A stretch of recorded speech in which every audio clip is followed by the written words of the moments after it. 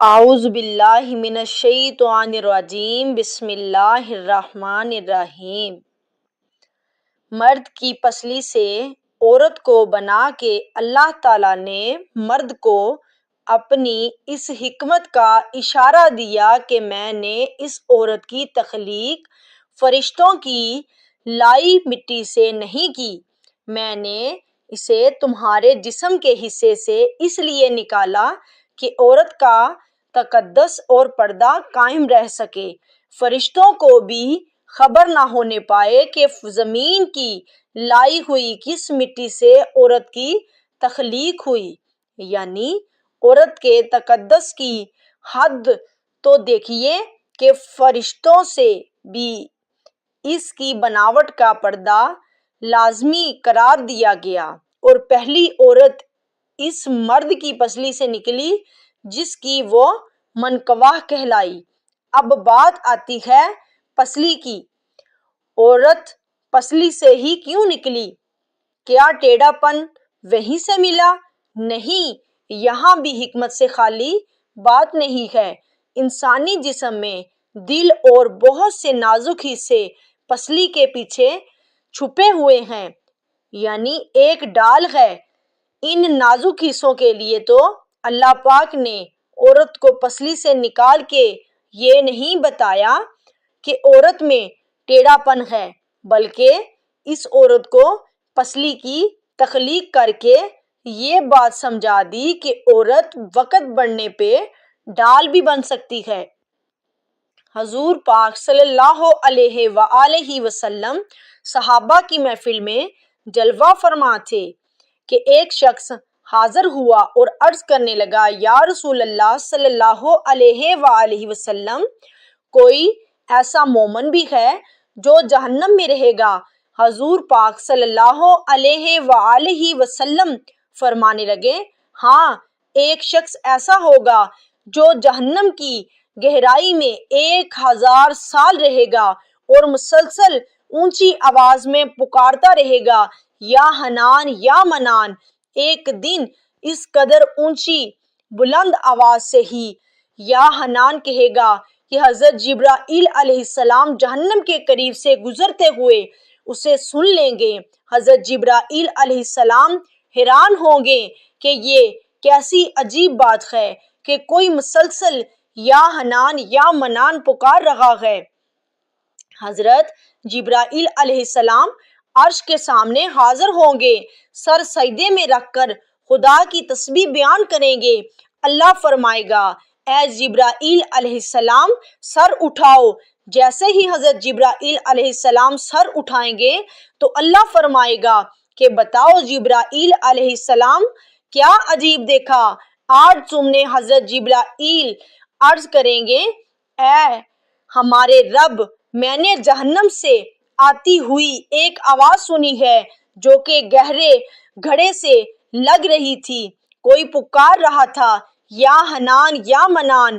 اللہ فرمائے گا، اے جبرائیل علیہ السلام جہنم کے دروغہ کے پاس جا اور اس سے کہو کہ جو بندہ یا حنان یا منان کی صدائیں لگا رہا ہے اسے جہنم سے نکال کر تمہارے حوالے کر دے، پھر اسے میرے پاس لے آؤ۔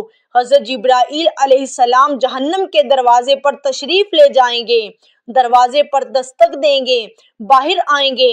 حضرت جبرائیل علیہ السلام انہیں اللہ پاک کا حکم سنائیں گے، حکم سن کر مالک جہنم کے اندر جائیں گے۔ حضرت محمد صلی اللہ علیہ وآلہ وسلم نے فرمایا، جیسے ماں ان کو پہچانتی ہے مالک، ایسے جہنم کو پہچان جود آپ یا حنان علیہ السلام پھر اللہ کی بارگاہ میں سجدہ کریں گے۔ اللہ پاک ارشاد فرمائے گا، اے جبرائیل علیہ السلام سر اٹھاؤ، تم یا حنان یا منان کہنے والے کو کیوں نہیں لائے؟ جبرائیل عرض کریں گے، مولا، درگاہ جہنم مالک نے بھی معذرت کر لی ہے، کہتے ہیں جہنم نے گہری سانس لی ہے، اس وجہ سے پتھر لوہے اور انسان کے درمیان کوئی فرق نہیں بچا، تو یہ سب جل کر کوئلہ بن چکے ہیں، کس چیز پہچان نہیں ہو پا رہی۔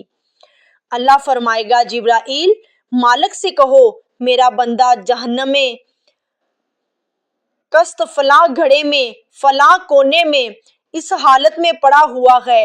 حضرت جبرائیل علیہ السلام جہنم کے دروازے پر جائیں گے اور مالک کو یا حنان یا منان پکارنے والے کا پتہ بتائیں گے۔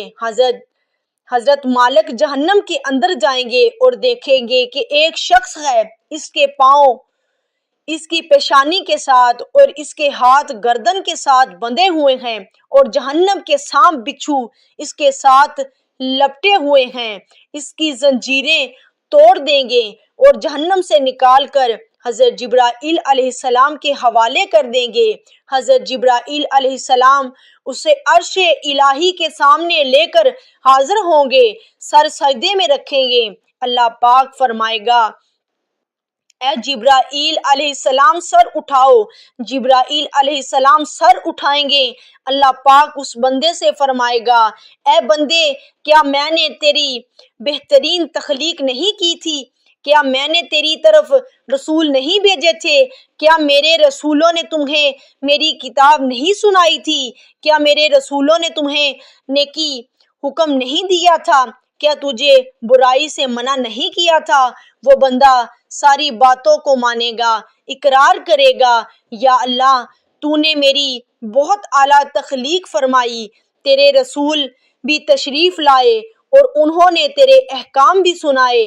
اللہ پاک فرمائے گا فلاں گناہ کیوں کیا؟ وہ عرض کرے گا یا اللہ میں نے اپنی جان پر ظلم کیا جس کی سزا مجھے جہنم میں ڈال دیا جائے گا۔ اے اللہ پاک اس کے باوجود میری امید ہی ٹوٹی، مجھے تیری رحمت سے امید تھی، میں یا حنان یا منان پکار رہا تھا، مولا تو نے مجھے اپنے فضل سے جہنم سے نکالا ہے، یا اللہ مجھ پر رحم فرما۔ اللہ پاک فرمائے گا اے فرشتوں گواہ ہو جاؤ میں نے اس پر رحم کیا اور اسے معاف کر دیا۔ ناظرین آئیں اپنا اپنا محاسبہ کرتے ہیں، کیا ہم میں کوئی ایسا ہے جو کہہ سکے کہ میں اپنے ایمان کا حساب کر سکتا ہوں؟ اپنے گریبانوں میں نظر ڈالیں، کوئی ایسی خوبی جس پر ہمیں یقین ہو کہ ہمیں دوزخ میں نہیں ڈالا جائے گا، ہزاروں سال کی عبادتیں بھی رد ہوتی دیکھیں گی تو بس اللہ سے دعا ہے اے اللہ ہم جانتے ہیں کہ ہمارے ایمان کا سخت حساب لیا گیا، ہم نہیں بچ پائیں گے، ہم بے حد گناہ گار ہیں، لیکن اے اللہ ہم تیری رحمت کا سوال کرتے ہیں، ہم سے حساب اپنے عدل انصاف پر نہ لینا بلکہ ہم پر اپنی رحمت اور عطا کا سایہ رکھنا۔ اے اللہ پاک ہماری دعا کو قبول فرما۔ اگر ویڈیو پسند آئی ہو تو اس کو لائک اور شیئر کریں۔ مزید اسی طرح کی ویڈیو دیکھنے کے لیے ہمارے چینل کو سبسکرائب کریں۔ جزاک اللہ خیرہ۔